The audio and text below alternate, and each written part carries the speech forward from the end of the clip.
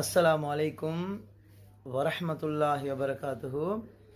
அன்பார்ந்தவர்களே, 3 நேரங்களில் வானத்தின் கதவுகள் திறக்கப்படும். அது மட்டுமல்ல, அந்த நேரங்களில் துவா கேட்டால் துவாவும் கபூல் செய்யப்படும்.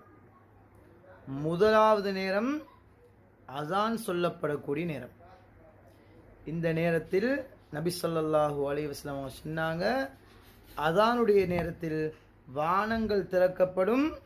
அது மட்டுமல்ல, அந்த நேரத்தில் துவா கேட்டால் கபூல் செய்யப்படும் என்பதாக நபி ஸல்லல்லாஹு அலைஹி வஸல்லம் அவர்கள் சொன்னார். 2வது நேரம் ஃபர்லான தொழுகைக்கு பின்னால் உள்ள நேரங்கள்.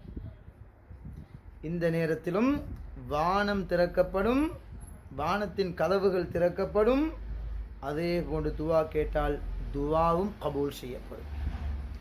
3வது நேரம்